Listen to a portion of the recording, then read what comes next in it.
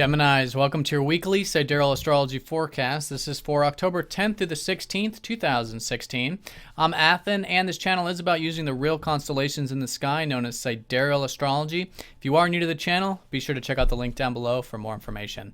All right, so Geminis, this week, a lot going on astrologically speaking. The most significant thing being that we have a full moon taking place Saturday and Sunday.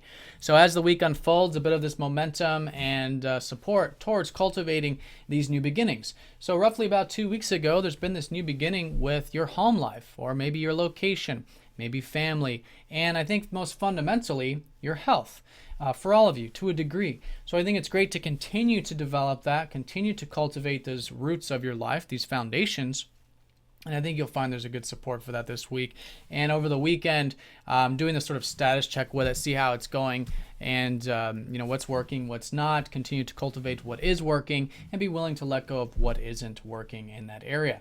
Now, in terms of the larger picture with all this is a full moon in your 10th house, which does suggest that roughly 6 months ago, you had a new moon in your 10th house. So this would have been a time 6 months ago of new beginnings with your career, with your productive life, with the bigger picture stuff. And so now it's a yearly high point with this, a yearly status check to see how your career's going. How's your work? How's the productive life? And so with the status check, again, you can see how it's going. Continue to cultivate what is, let go of what isn't. Do this sort of separation, and what you'll find is that it's still an excellent time to continue to cultivate those productive things.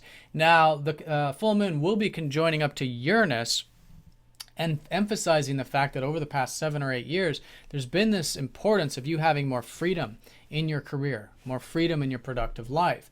And so this is really accentuating this. So doing this reflection in terms of how you can make changes here. So you do have a bit more freedom, a bit more individuality, independence, maybe a bit of progressiveness, innovation, perhaps for some of you, technological, which is also Uranus, bringing that into the career. But most importantly, a career that's in alignment with who you truly are.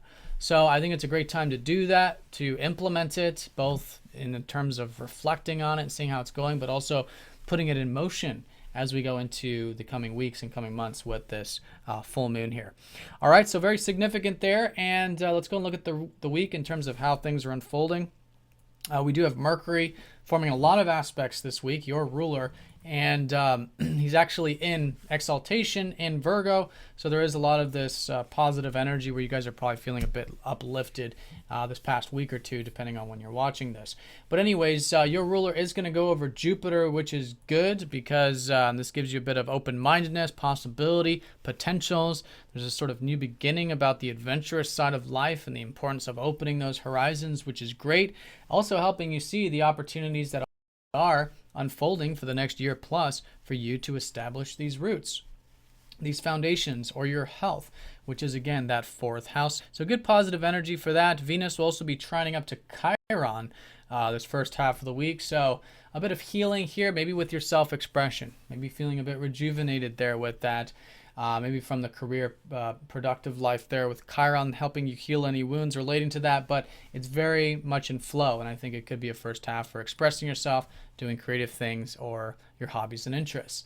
Now, Mars does sextile up to Neptune, so there's a bit of easygoingness in this regard, maybe involving relationships, maybe involving those one-to-one connections, maybe your routine, maybe your aspirations. But whatever it is, there is an opening for this. And I think as you, again, tap into this healthier type of expansion of your horizons, you could find that there is a bit of this support and a bit of flow with Neptune there in that 9th house.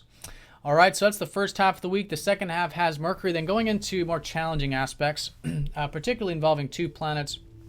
Mercury will be squaring up to Mars and then squaring up to Pluto as we go into the weekend. So again, this is coming from that 7th house of relationships. Although the first half of the week has those easier aspects, the second half, bring extra attention here to the relationships, to communication in relationships as well. And take things nice and slow, because although things are, like I said, moving forward for you with the foundations, there is a bit of clash, there's a bit of tension. Maybe if we try to rush forward too fast, or maybe there's something in our external environment that reflects this. So whatever it is, give it some space, take a step back. It's always a good idea with a square up to Mars. And again, especially involving relationships, especially involving your roots, your communication, your home life, things like that. Maybe even your routine as well, actually.